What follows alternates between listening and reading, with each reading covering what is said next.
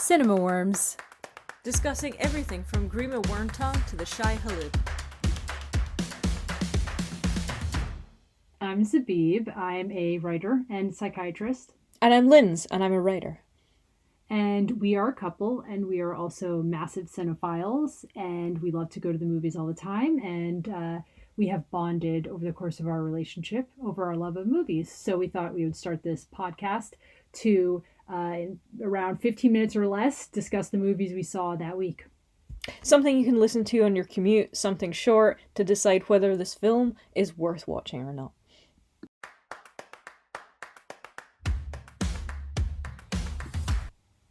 Okay, so we're going to be talking first about We Live in Time.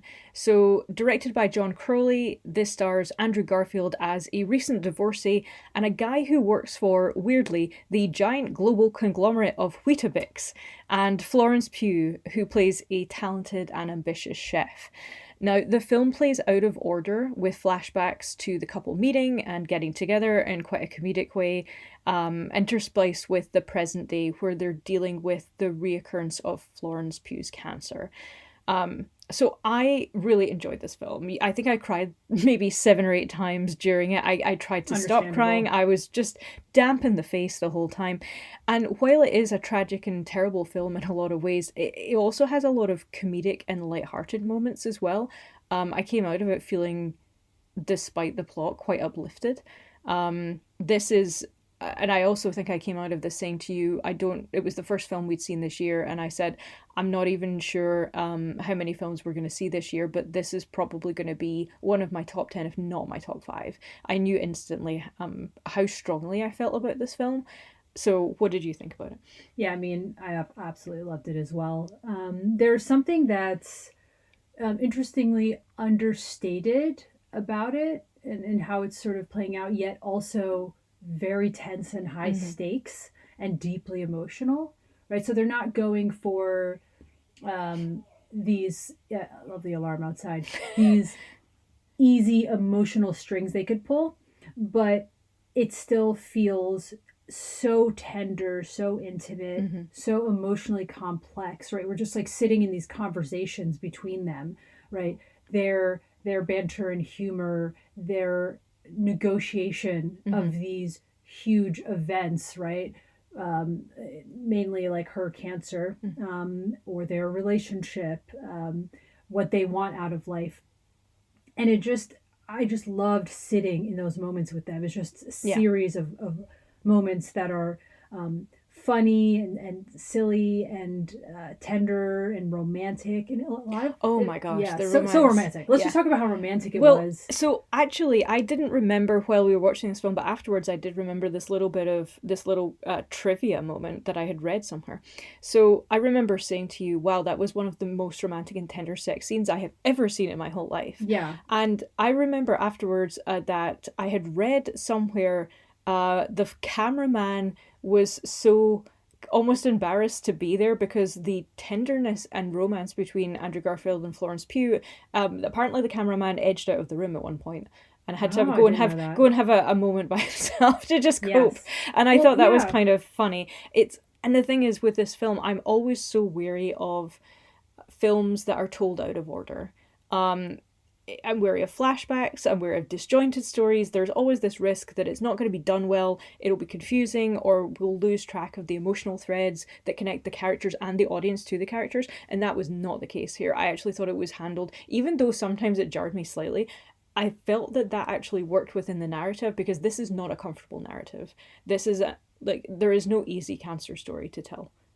Even when it is best case optimistic. It is a difficult, thorny, prickly subject, and people have thorny, prickly feelings about it, going through it, watching other people go through it. Yeah, and it's not sort of like played for drama, or easy emotional points. It's very, I think, like realistic in how it handles how someone might navigate that over years in their family. And yeah, oftentimes with flashbacks, you can just feel like, okay, I don't care. Can we just like stay with the main story, the present? Yeah. But the way it looks at time is almost like time is this, all the moments are playing out at once. That's kind of how it felt. So each of those moments was part of their reality, and you're seeing them in totality. So I just really enjoyed that.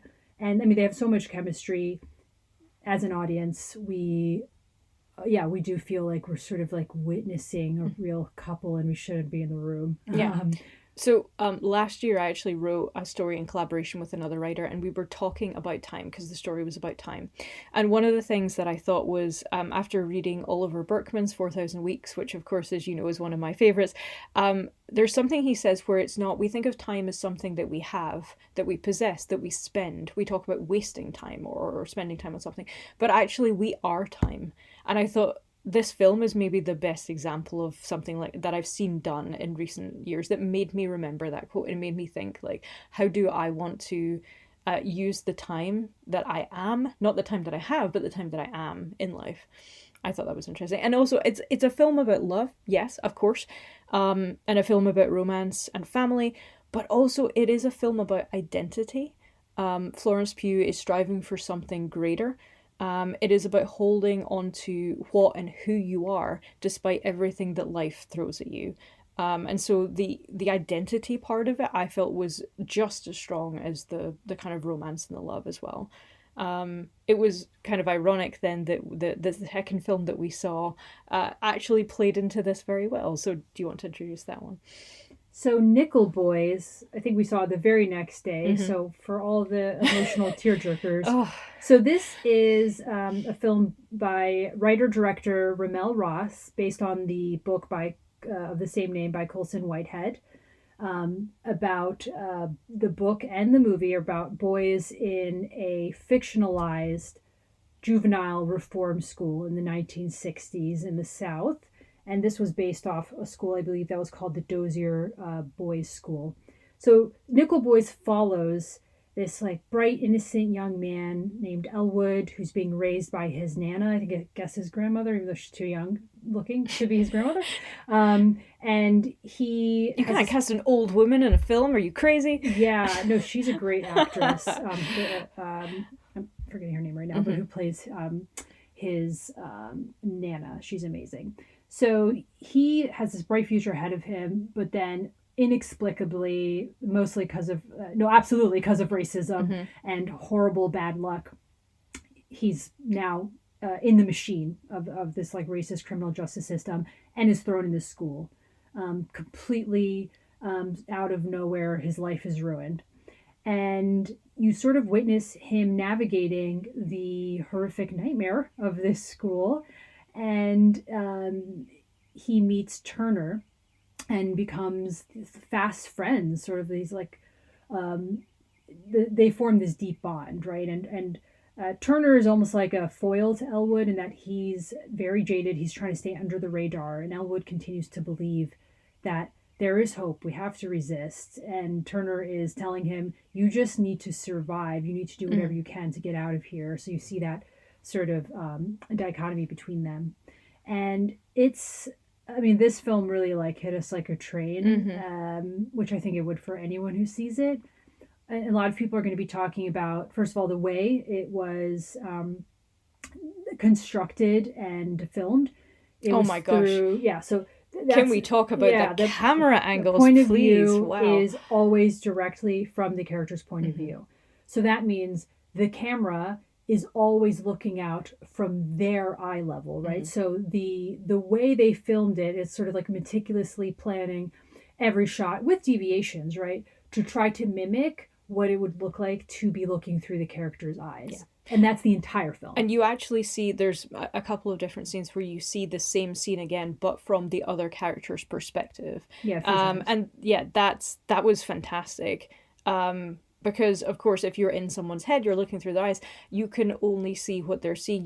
You hear the voice, you're getting tone, but you're not able to kind of pick up on everything. So to see the expressions that were actually happening on that person's face while you were kind of in them as an audience, that was fantastic. It felt really immediate and present in a way. I actually didn't know this about the film before we went in. It took me completely by surprise, and I was enraptured by being so close. It almost felt wrong. I felt like I was haunting these characters by being so close to them while they were undergoing these things. But at the same time, it was It's like being in a dream or a nightmare. Yeah. It was really, really interesting. Again, another film about identity, just in a very different way. Yeah. It's really about like how are these two boys and their different personalities sort of navigating this traumatic setting that they can't escape. Like, how does the human spirit and individuality endure when it's being ground down and flattened at every turn? And their individuality and their spark thrives even when, it could feel like, okay, I'm watching just like constant trauma, but them as characters, they bloom even though we don't see their faces necessarily, right? We're seeing through their eyes, and that creates like that. It's a very like visceral experience. And yeah, I found it, at first it was kind of disorienting for me, because I'm like, it's almost like a bunch of memories just playing out. I'm walking along the street, and then I'm in a bus and I'm looking down at this little girl. But then, you really get into the narrative and you are living it with them. So yeah, it's devastating. It's devastating. But also a film very much worth seeing. Yeah, again, another film. It was so unusual, but I would watch it again. I feel there's lots of different little elements that I must have missed the first. From being so kind of awestruck by what was happening, I feel like I probably missed lots of little visually details. And I didn't get a chance to read this article, but there's a deep dive into the cinematography on Vanity Fair, so I'm going to read it after this. I think that'll be fascinating to look at how they manage the cinematography. Not just like the actual visuals and colors and saturation and all of that is like, it's beautiful, but the way they're planning their shots, I think, must have been an immense amount of work. The way the characters are acting to the camera that's supposed to be another person. And I think sometimes the actors were there behind the camera. So, I believe they were. I believe they were allowed to carry some of the cameras around as well. Sometimes, yeah, so absolutely worth seeing. Both of those films are historical excellent. drama. Gorgeously depicts some nightmarish scenarios.